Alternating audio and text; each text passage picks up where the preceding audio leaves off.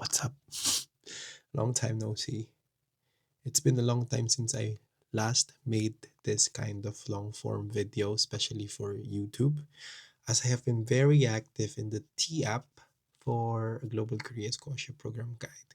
I've been making a lot of contents there. Unfortunately, I can't really upload them here in YouTube because of formatting issues. Nevertheless, we're back, and today's update is just to give you probably a summary of what has happened since my last video. I've been making a lot of content again about the Global Korea Scholarship Program has helped some students to get the Global Korea Scholarship undergraduates, and they were selected. One is from the university track, the other one is for the embassy track, and I'm not sure about the others, but that's the result. It's under my paid subscription program, but that's on a different story.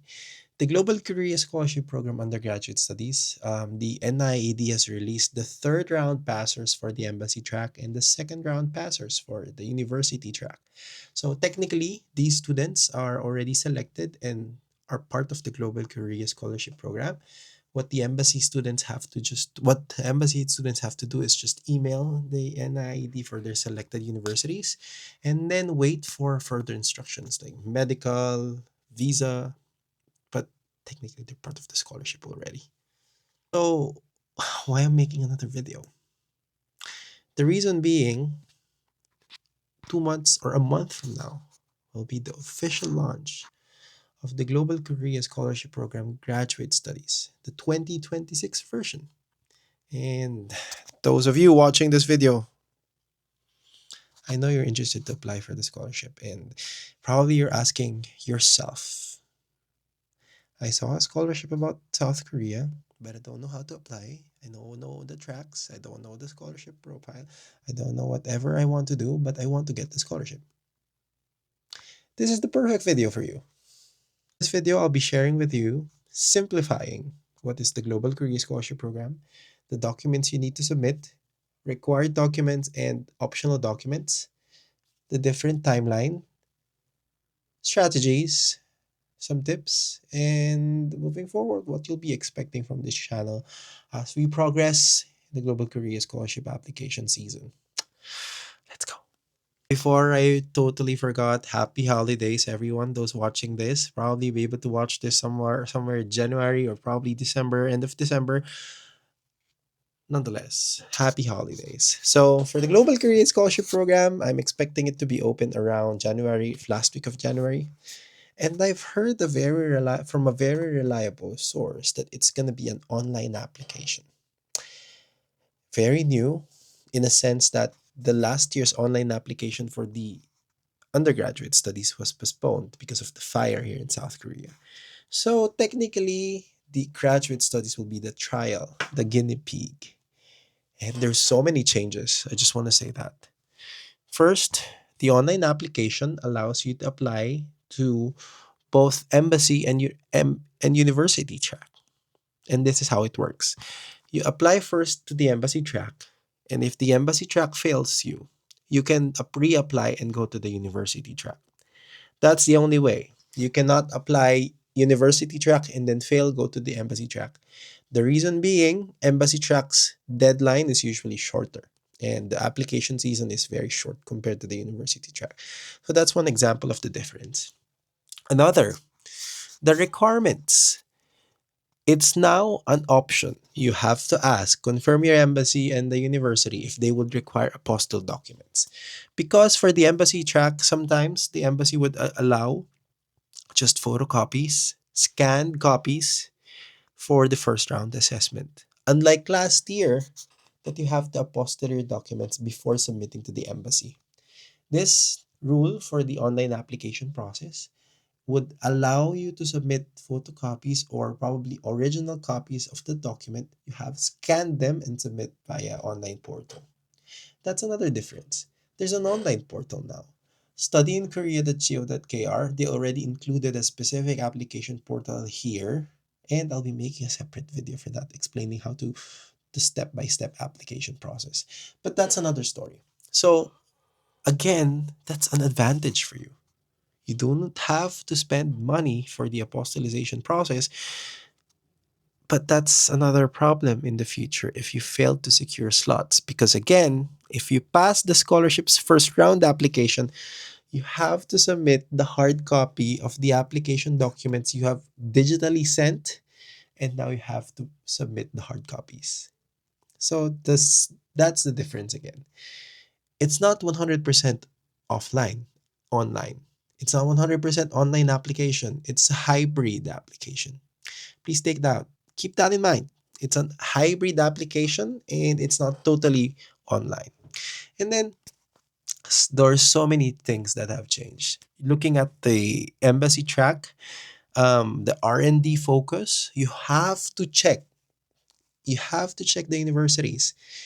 The majority of the universities under university track are now R&D, engineering, STEM focused. Evidently, it appeared in the undergraduate studies, and I suspect it's going to be happening as well for the graduates and PhD program. So it's important for you to strategize. Some of you might be thinking, I just want to apply a university track, but my major is social science, arts, blah, blah, blah. Non STEM. You have to think first and check if the university is available for that kind of track. That's another thing that you have to check. There's so many changes I've told you. And aside from thinking about the tracks, um, there's so many changes when it comes to recommendation letter. The recommendation letter now is submitted if you pass round one. So for the requirement for the Global Career Scholarship Program initial document application, you only need to provide recommenders information. There's a different forms for that. It's available in I was able to get the 2026 undergraduate studies online application forms, and they explicitly mention there you don't need to submit immediately the recommendation letter. And that's a tricky thing. Here's how it works. So there's a recommendation letter information. That's one. There is another recommendation letter form. The recommendation information is the one you submit, attach, and include as a PDF and then submit to the Global Career Scholarship online platform. If you pass the document assessment and selected by the embassy, you now have to submit the official letter provided by your recommender, your professor, your teacher, your boss, your manager, your supervisor, whoever provided your recommendation letter, alongside the other hard copies of your documents. And I think one key difference now is the deadline and timeline. It's going to be a bit earlier. And lastly, there's a possibility that you'll be paying your airfare ticket first. Not necessarily that the Global Career Scholarship Program is withdrawing the airfare support. It's just that they'll be asking you to pay first the airfare and they'll reimburse once you are here in South Korea. I hope you're watching until this part of the video because I mean it's overloading. It's a lot of information that's coming in your way, but this is the step. This is the simplified version. I want to keep it simpler because I know some of you will still ask me how to apply, how to apply, how to apply. Just go back to this. This is the Global Career Scholarship Program 2026 online application for the graduate studies, master's and PhD. Let's go now to the part wherein I explain with you some of the tips I would like to recommend in order for you to get the scholarship, prepare the documents well, and eventually go to South Korea for a 100% fully funded scholarship. So, the first thing, prepare the documents in advance. I'm saying if you're watching, the moment you watch this video, after watching this video, sorry, don't do anything. List all the documents needed to submit based on this video and probably based on your another research, and then start collecting them. There are documents that take a lot of time: transcript of record, diploma, your birth certificate. These things might take a lot of time, so the earlier you have your hands on them, perfect. That's the most important requirements. That's the most important thing. The requirements, they should be complete, especially the required documents. So I'm going to be listing them. First one is birth certificate, proof of citizenship. So you can submit your passport, a copy of your passport, and your parents' passport if you don't want to submit birth certificates. But the standard would be birth certificate. For the Philippines, I was able to submit my birth certificate covering my proof of citizenship as well as my parents. So that's hitting two birds with one shot. And then we're moving to the academic related, your transcript of records, and then your grades, then your certificate of graduation. This is very tricky again. You are allowed to submit your transcript of records, diploma, expected graduation certificate if you haven't really graduated yet. But very be careful because by I think it's July 31. If you fail to submit your documents, the apostilled graduate certificate to NIED, not just online, hard copy. If you fail to submit that by July 31st, 2026, even if NIED selected you as their final candidate for the Global Career Scholarship Program, you will be removed from the list. So make sure to check the processing time of these documents in your home country. Because I know some countries in South Asia, it takes them years to get these kinds of documents, and that's a problem, especially for the Global Career Scholarship Program. So I mentioned again, let's go back: proof of citizenship, transcript of records, diploma, and recommenders information. Don't forget about it. Just the information. And the fifth and the sixth would be, for me, the most important documents you'll submit for the Global Career Scholarship Program that will dictate if you'll pass or fail: the personal statement and study plan. The hardest thing to make, to be honest, because grades are already fixed. Your proof of citizenship, it's already in paper. But the personal statement and study plan, you have the power to change it, and if it fails, it's your fault.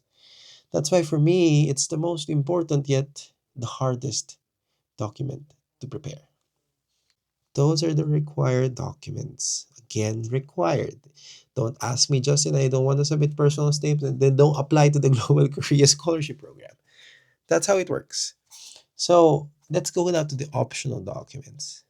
Optional in a sense that, well, I mean, language certificate, topic, IELTS, TOEFL, these are optional documents, but if you have them, just submit. Even if they're expired, just submit. Submit. Even if it's expired. I mean, they'll say it's invalid, but at least you have a proof that you can get specific grades. That's good enough. And then that's an optional document because not everyone can get it. That's what they say. Another option, the optional documents, your awards and certificates. It depends if you have them. If you don't have them, then don't submit. When I applied back in 2021, I only have 5 to 6 certificates, and I was able to get the scholarship even with just that. And then those are the only optional documents. Yeah, those are the only optional documents. You can choose not to submit if you don't have, but I highly suggest. Competition is very fierce. If you don't have any of these things, make sure your grades are good. But if your grades are not good, make sure to submit some certificates. Proof that you did something. It's not enough that you qualify to the 80% minimum grade. 85% with no award certificates. What will be the basis of the assessment then? The personal statement? But what are the evidence for the personal statement? You stated that you're the top one in, you won a specific contest, but there are no certificates. It won't make sense. That's how they usually validate things. You mention something in the personal statement, I'll check in the transcript of records. Okay, this person said this one is good in math, but his grade in transcript, it's just B plus. Or let's say you said you're number one in the research competition, but there's no certificate supporting the research competition. That's how they do the check and balances. And again, the awards and certificates are optional, but then again, are they really optional? I also want to mention, especially for those seasoned employees like me who had at least 4 years, 5 years, and above working experience, in order for us to flex our work experience, make sure to submit your CV or resume. You may also include recommendation letters from your bosses as an additional certificate. Again, we're now piling up our credentials. We had work experience. Make sure to capitalize that. Of course, we have to explain that in our personal statement. But then again, seeing specific sections in our CV indicating and connecting to what we have written in the personal statement, that's actually a plus for us. Because again, that's how they do things. What you've written in the personal statement should have specific evidences to support them. And that's a simple check and balance for the Global Career Scholarship Program. Now, let's go to the tracks. There are still two tracks. I have briefly mentioned them, the embassy track and the university track. It's very simple to understand. Your first interaction with the scholarship is your track. Did you submit it directly? I mean, did you select embassy track? Did you select university track? So if you select Korean embassy in your home country, embassy track. If you select the specific university in South Korea, just one, it's university track. And that's the easiest way to differentiate the two. And another difference would be embassy track. You have three specific universities that you can choose. At least one of them would be type B. And then for the university track, only select from the list of universities under university track. That's the requirement. Let's now go on to the schedule. So the Global Career Scholarship Program would probably open at the end of January and probably first week of Feb. The embassy will give you 2 weeks to prepare, submit the documents. Probably this time at least 3 weeks. So starting with first week of Feb, at least the end of February will be the closing of the embassy track. And then by March, first week of March, again, this is embassy track. By end of March, we're now having finalized list of those who will be up for the interview. Interview round is very important as well. And then mid March, there'll be a final list of applicants from the embassy track recommended by the Korean embassy. So that's very fast. So at least by the mid of March, you know if you failed the scholarship in the embassy track, so you can reroute and go to the university track. Again, you're going to be using the same portal. No need to submit directly to the Korean embassy like the hard copies of documents. Everything will be online. And then wait for the application assessment. So if the embassy selected you, they will submit they will request your documents. You have to submit the hard copy of your documents. You have to confirm with your embassy if they need 4 sets or just 3 sets or just 1 set. It's based on the requirements of the embassy. Don't ask me. So if they ask you to submit 4 sets and then submit 4 sets, one original, then photocopy, identical photocopy, no need to apostille the photocopies, and then submit them to the embassy. Then the embassy now will forward your documents to NIED and to the selected universities. That's how it works. And then probably first week of April, you'll be conducting initial or document assessment by the chosen universities, the three. End of April, list is out. May, NIED will conduct some assessments again, and then end of May, final list of passers from the embassy track. Third round passers. Let's go now to the university track. As I mentioned, the application starts on end of January, be it whichever date, and then usually they last until March, end of March. Some universities would even extend to April. So that's the first round of assessment. They will conduct interview, document assessment, everything.